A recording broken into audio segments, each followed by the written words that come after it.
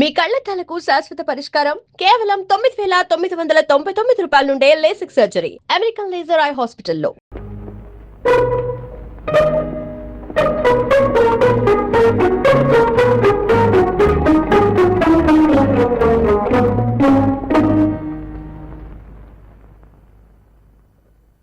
Madam, ఎవరమ్మా నువ్వు? మీ management తో నడుస్తున్న కాన్వెంట్ లో పనిచేస్తున్న టీచర్ అండి. నా పేరు సుధా. ఏ పని మీద వచ్చావు? మీ ఆశీర్వాదం కోసం వచ్చానండి. నాకెందుకంత ప్రత్యేకమైన విలువ ఇచ్చావు? నేనే తీసుకొచ్చాను మేడం. నేను అమ్మాయిని ఆశీర్వదించడంలో నీ స్వార్థం ఏమిటి? మీ అనుమతి లేకుండా నా నేరును కూడా నా వెంట నడవనివ్వను. నా జీవితం కావచ్చు, జీవిత భాగస్వామి కావచ్చు, ఏదైనా మీ తర్వాతే.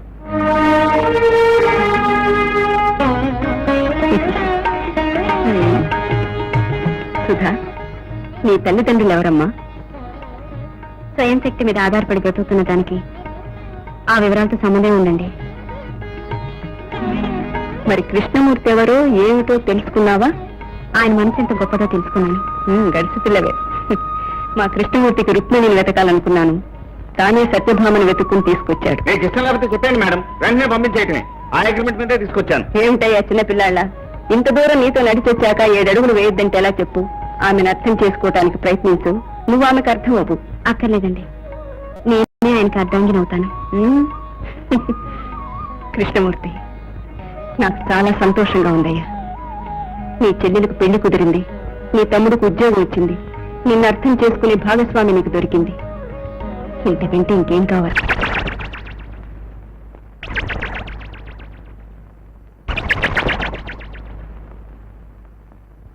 నిజమే అక్కయ్య, ఇన్నాళ్ళకి మళ్ళీ నేను చూడగలుగుతాను అనుకోలేదు. నేను అనుకున్నాను.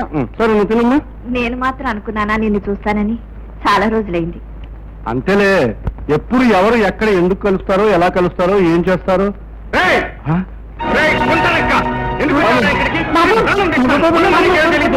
ఇంట్లో అడుగుపెట్టి అర్హత కూడా లేదు.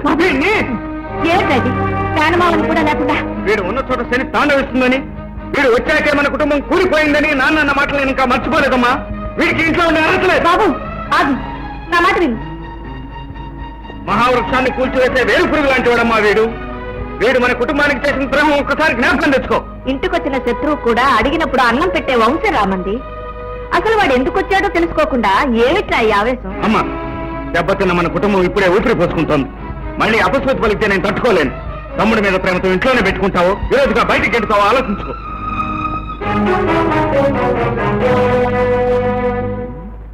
చూడమ్మా, నా సొంత అక్కయ్య, రక్త సంబంధం కదా అని ఒక్కసారి చూసిపోదామని వచ్చాను. అమ్మో, ఇంత గొడవ జరిగిపోతుంది అనుకోలేదు. వస్తానమ్మా.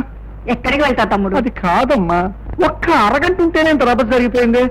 ఇంకా ఉన్నానంటే అమ్మమ్మమ్మమ్మమ్మ. వస్తానమ్మా, వెళ్ళొస్తాను తల్లి. ఏమిటి రావు తమ్ముడు, ఎక్కడికి వెళ్తావు? వాడేదో ఉద్రేకంతో అంటే నువ్వు కూడా ఏమిటి? 4 రోజులు పోతే వాడు తెలుసుకోకపోతాడా? మీరిద్దరు మామ అల్లుళ్ళు కాకపోతారా? పద లోపలికి. ఉందా నాన్న? నువ్వు మాట్లాడక చంపేస్తాను. పద. పదరా, పదరా అంటుంటే. వెళ్ళని అమ్మా. పద. ఏమిటో మొహమాట పెట్టేస్తున్నావు. ఆంజనేయ స్వామి, నువ్వు ఉన్న చోట దెయ్యాలు రావని అంటారుగా, మరి వీళ్ళు వచ్చేసారే. ఇంతమంది ఆడవాళ్ళ కొలతలు తీసుకుంటున్నావు, కానీ ఆ ఎదురింటి నెలని మనసు లోతులు తీసుకుని నాకు చెప్పలేకపోతున్నావు. ఏం చెప్పను గురు, నువ్వు గనక ఆ అమ్మాయి వెనక చూస్తే వాళ్ళ అన్నయ్య నీ గుడ్లు పీకి చేతులు పెట్టేస్తాడు. గురు గురు గురు, ఆ ముసలి జంపకు వేరు గురు, ఆ ఇంటి నుంచి ఇటే వస్తున్నాడు. ఈ ముసలి జంబుకును పట్టిన ఆ ఇంటి లోగుట్టు తెలియను కదా. వాడిటే వస్తున్నాడు. పని జరిగేటట్టుంది, మన గురించి కాస్త జ్ఞానంగా చెప్పు. టైలర్ అప్పారావు, విషయమా? అయ్యి బాబోయ్, నా పేరు తమకెలా తెలిసిపోయిందండి? అదేనయ్యా నా ప్రత్యేకత. నా పేరు గరుత్మంతరావు. 1000 ఆమళ్ళ దూరంలో శవం ఉన్నా సరే ఇట్టే గుర్తుపట్టేయడం నా జాతి లక్షణం. నేను శవాలం కాదే, మరి జీవోత్సవం అనుకో. మా మేనగోడలు నలిని కరుణాకటాక్ష వీక్షణాల కోసం తమరంతా నిరీక్షిస్తున్నారు, అవునా? అయ్యి బాబోయ్, ఈ విషయం తమకెలా తెలిసిపోయిందండి? బొత్తిగా చీప్ ప్రశ్న వేకయ్యా, ఇమేజ్ దెబ్బతింటుంది. ఇంత మహానగరంలో టైలర్ అప్పారావు ఈ మారుమూలే టైలర్ కొట్టేందుకు తెలిసాడా అన్న వెధవ ప్రశ్నకి ఇప్పటికీ వెధవ సమాధానం దొరికిందయ్యా. గురువు గారు మహానుభావులు ఉన్నారు, వచ్చి కాలం మీద పడిపోండి. నువ్వు పడవేండి నాయన, నేను వాళ్ళ లీడర్నండి. మీరే చెప్పారు కదా ఇమేజ్ దెబ్బతినకూడదని. అంటే మా మేనగోడలాన్ని నేను ప్రేమిస్తున్న యువనాయకుడివి. అవునండి, నేను ఆమెను మనస్ఫూర్తిగా ప్రేమిస్తున్నాను, కలవరిస్తున్నాను. కానీ అంటే హలో అనే 2 అక్షరాలు నోచుకోలేదండి. ఊదేనా? ఊదేంటి సార్?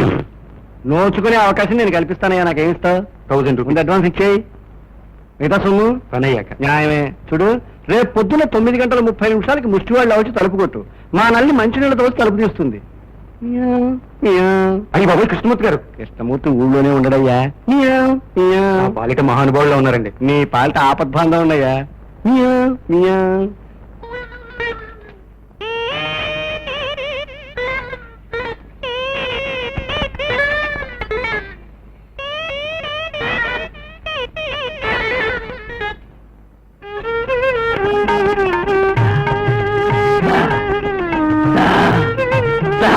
అదేంటి బర్రెలాగా దా అద్దా అంటావు?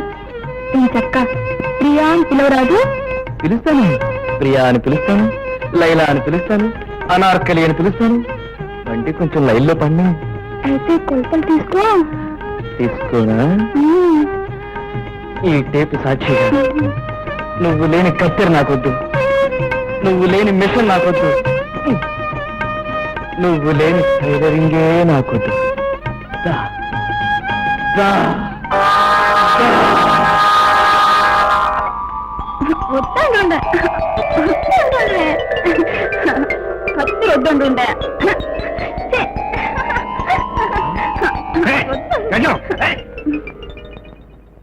కలవరింతలేమిటి? ఇంట్లో వాళ్ళంతా హరికథకి వెళ్ళారు సరిపోయింది, కానీ నీ హరికథ బయటపడేది. అంటే కత్తెరలు కుట్టు మిషన్ నుంచి కలవరింతలేమిటి? టైలరప్ప బెదిరి పారిపెడిపో. దిక్కుమాల టైలరప్పారం కల్లోకి రానిచ్చావు. మరేం చేయను? పొద్దున్న చేసిన మనిషి రాత్రి కల్లోకి వచ్చేస్తున్నాడు. అయితే రాత్రి నిద్రపోకు, పొద్దున నిద్రపో. పొద్దున్న నిద్రపోతే కర్ణం గారు అబ్బాయి కల్లోకి వస్తున్నాడు. అయితే మధ్యాహ్నం నిద్రపోకు. మధ్యాహ్నం నిద్రపోతే మున్సబ్ గారు అబ్బాయి కల్లోకి వస్తున్నాడు. అమ్మగారిది కొరకన్నారా? మీరు చిన్నప్పుడు స్కూల్కి టైంకి వెళ్ళేవో తెలియదు, కానీ నా కూతురు కళ్ళకు మాత్రం టైంకి వచ్చేస్తున్నారా? చూడు, చిన్నబాబు తప్ప ఇంకెవరిని కళ్ళకు రానివ్వకు. చిన్నబాబు అసలు చూపు కాను నాన్న. పోనీ పెద్దబాబు గురించి కలగన్నా? నీ పీకలు నొక్కేస్తాను. నువ్వు అసలు పడుకోకు, దిక్కుమల్లి కళ్ళు రావు. ఫోన్లే, చిన్నబాబు గురించి ప్రయత్నిస్తాను. నా తల్లి, ఇప్పుడే పడుకొని అర్జెంటుగా చిన్నబాబు కళ్ళు తెచ్చేసుకో. అప్పటికు ఇదిగో ఆఫీస్ లో ఉంటాడే, అప్పటికో పడుకో పడుకో పడుకో పడుకో. మిస్టర్ అప్పారావు, స్వయంవరానికి సిద్ధంగా వచ్చేసాను. ఒరేయ్ బ్రదరు, నీ ఫేస్ చూస్తుంటే ఇవాళ నీ టైం ఏం బాగున్నట్లేదు. నీ నిర్ణయాన్ని మార్చుకోకూడదు. మనం అనుకున్నది సాధించే వరకు నిర్ణయాలు మార్చుకోం. మనం వెళతాం, ఆవిడ వస్తుంది. మనం మాట్లాడతాం, ఆవిడ మాట్లాడుతుంది.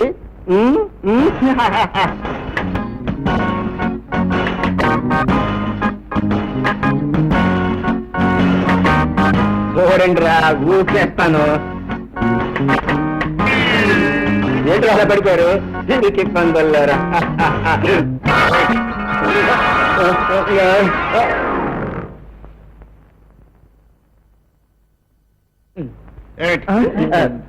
క్షమించండి సార్, ఈ మధ్య మా వాడు మార్నింగ్ వాక్ చేస్తున్నాడండి.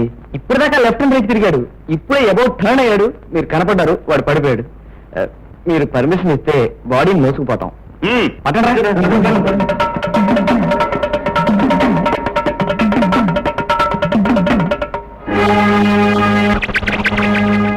ఇక్కడి మెతుకుల కోసం మీ లీడర్ని చేరిన పక్షి గురించి ఎందుకంటే అంత ఆందోళన పడుతున్నారు?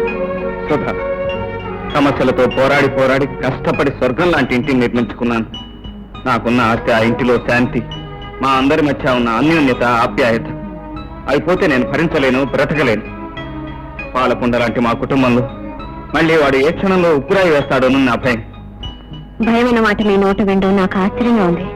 వాడి సంగతి నీకు తెలియదు సుధా. మీ సామర్థ్యం నాకు తెలుసు. చూడండి, నాకు మా ఇంట్లో లేని మనశ్శాంతి, ఆప్యాయత మీకున్నాయి.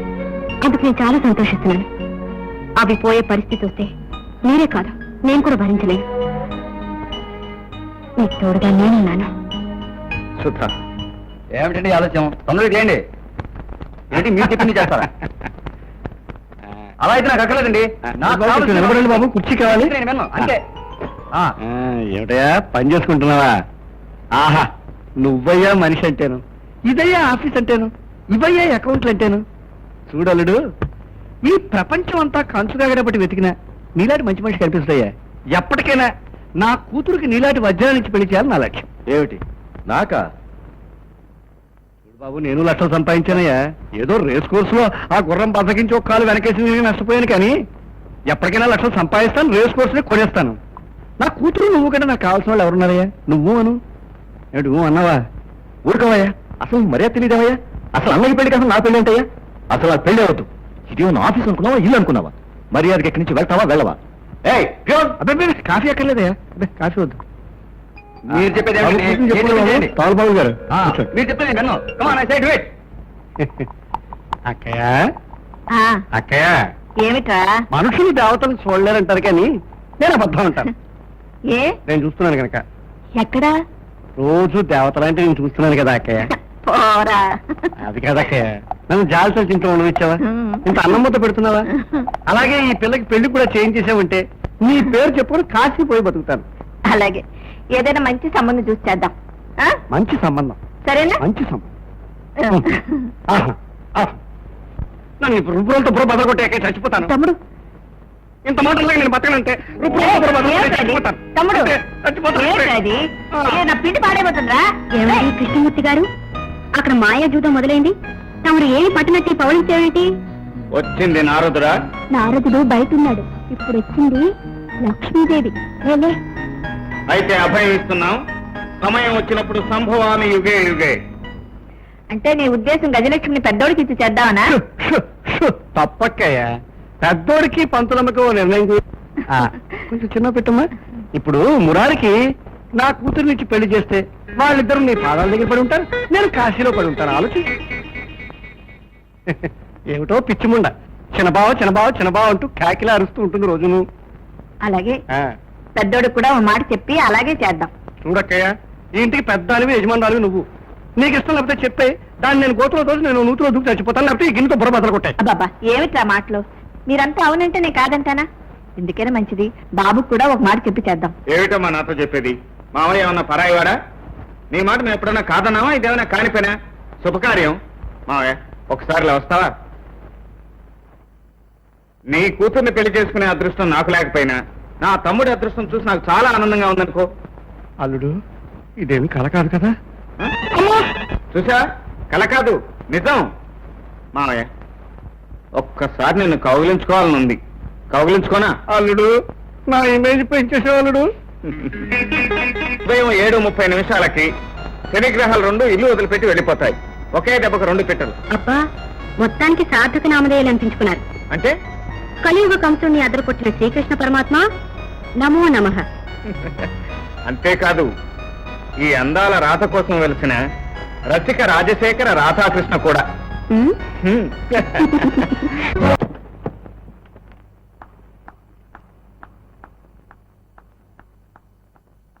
ఆగు. ఎదిరించి ఉద్యోగం చేసినా ఏమీ చేయలేను నాన్న. ఎవరితోనూ తై తక్కలాడితే మాత్రం ఏం చేస్తాడనుకుంటున్నావా? ఇప్పుడే చెబుతున్నాను, నా ఇష్టం లేకుండా నువ్వు వీళ్ళు కదలడానికి వీల్లేదు, ఆ కృష్ణమూర్తి గారితో నువ్వు తిరగడానికి వీల్లేదు. జంతువులే బానిసత్వానికి అంగీకరించిన ఈ దేశంలో వ్యక్తి బానిసత్వానికి నేను ఒప్పుకోను. నా పరువు తీస్తావా? మీ పరువు ఉందని మీరు చెప్పుంటే సరిపోతుందా? 4 రోడ్ల మధ్య నిలబడి నా పేరు ఇదని మీరు గట్టిగా కేకండి, మీకు ఎంత పరువు ఉందో తెలిసిపోతుంది. సుధా! అనవసరంగా ఆవేశపడకండి. మన ఇద్దరి మధ్య కాగితం పడవలా ప్రయాణిస్తున్న రక్త సంబంధాన్ని నాశనం చేయకండి. వాడెవడో నీకు తెలుసా? నాకు శత్రువే, అనుక్షణం నన్ను ఆడుతున్నవాడు. దుర్మార్గాన్ని అంతం చేయాలని చూసి ఆ గుణమే నాకు నచ్చింది. అందుకే అతనితో చేయకెళ్ళిపాను. మీరు కాదంటే మీ ఆస్తిని, మీ అంతస్తుని, మీకు సంబంధించిన సమస్తాన్ని వదిలిపెట్టి వెళ్ళిపోతాను. అలా నువ్వు తీర్మానించుకున్నంత మాత్రం సరిపోతుందా? నీకు ఇష్టం లేకపోయినా బలవంతంగానే సరే నా ఇష్టం వచ్చిన వాడికి ఇచ్చి నీ పెళ్లి జరిపిస్తా. Don't think I'm a slave here. I know what I am and I know what to do and I know how to teach a lesson to you. Behave yourself. నీకు మానాత్మానాలు లేవు, సిగ్గు లేదు, వెళ్ళి బురదగుంట్లో పడి తావు అని ఆవిడ అన్నారండి. ఆ మాట అమ్మాయి అందా నువ్వు తర్జుమాలు? రాజభాష నుంచి రాష్ట్ర భాషలోకి వచ్చేసరికి ఆ మాత్రం డిఫరెన్స్ ఉంటుందండి. డిఫరెన్స్ ఉంటే పర్వాలేదు, తేడా ఉంటే మాత్రం నేను ఒప్పుకోను.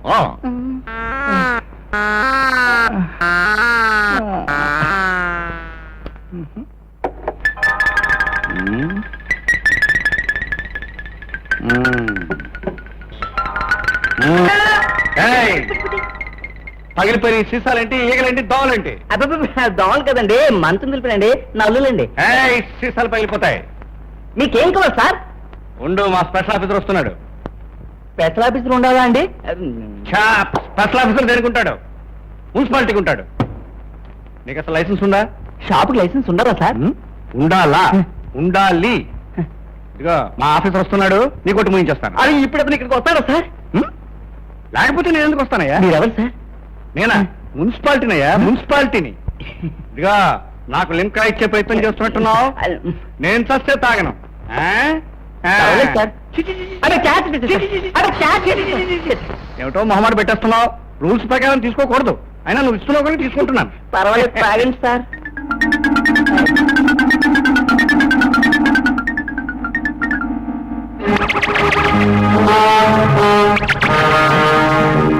అదే సార్, మీ ఆఫీస్ ఇంకా రాలేదు కదా సార్?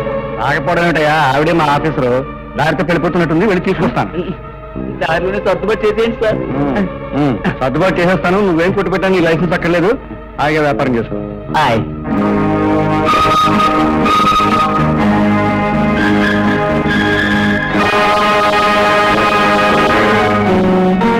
హలో, ఏంటి పంతులమ్మ గారు పొద్దున్న ఇటు వచ్చేసారు, స్కూల్కి వెళ్ళలేదా? పొద్దున స్కూల్కి వెళ్ళినా సాయంత్రం ఇంటికి రావాల్సిందేగా. ఆ ఇల్లేదో స్థిరం చేసుకున్నాను వచ్చాను. అదేంటి? మన పెళ్లి విషయంలో నాకు మా నాన్నగారు ఘర్షణ జరిగింది. ఇంకెంతో కాలం ఇంట్లో ఉండే అవకాశం లేదు. అయితే నీకు ఇప్పుడు అత్తవారిల్లు కావాలన్నమాట. ఏమయ్యా కృష్ణమూర్తి, సుధా, మగపెళ్లి వారింటికి వెళ్ళటానికి మీ నాన్నగారు ఎలాగూ రారు. ఆ బాధ్యత నేను తీసుకుంటాను. కృష్ణమూర్తి, మీ ఇంటికి వచ్చి మీ అమ్మగారితో మాట్లాడి ముహూర్తం నేను పెట్టిస్తానయ్యా. మీరు మా ఇంటికి రావటం అంత అదృష్టమా? మీరంటే మా అమ్మకు కూడా ఎంతో గౌరవం. నన్ను కన్నబిడ్డలా చూసుకుంటారని, మీరెంతో ధర్మాత్మురాలని ఎప్పుడూ అనుకుంటూ ఉంటుంది. మా ఇంటికి మీరు వస్తే అమ్మ ఎంత సంతోషిస్తుందో. అమ్మ రాజమ్మ, నీ సంగతి తెలుస్తాను. ఇదే మా ఇల్లు, రండి.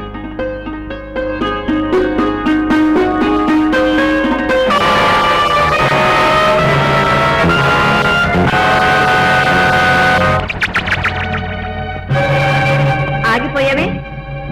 ధైర్యం ఉంటే లోపలికి అడుగు పెట్టు. మానాభిమానాలు ఉన్నదానివైతే నా ముఖంలోకి చూసి మాట్లాడు.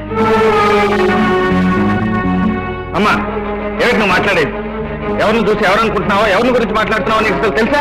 తెలియంది నీకురా. అది ఎవరు, దాని చరిత్ర ఏమిటో, అది ఎందరి జీవితాలు బలి చేసుకుందాం తెలియంది నీకురా. అమ్మా, దేవత లాంటి మనిషిని పట్టుకుని ఏమిటా మాట? దేవత కాదురా, దెయ్యం.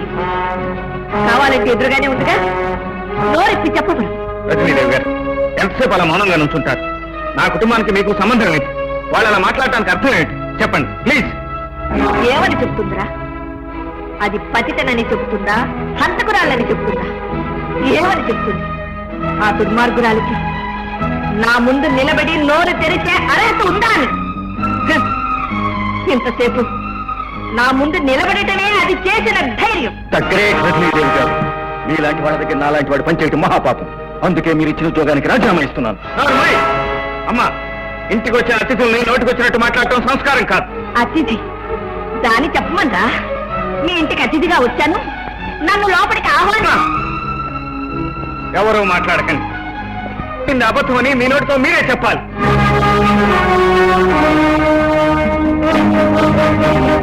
చెప్పండి ప్లీజ్, ప్లీజ్ మేడం చెప్పండి.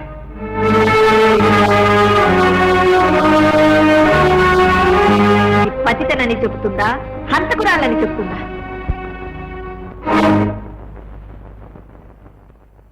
రజనీదేవి గారు, మౌనంగా ఉండడం మనిషికి చెల్లుబాటు కాదు.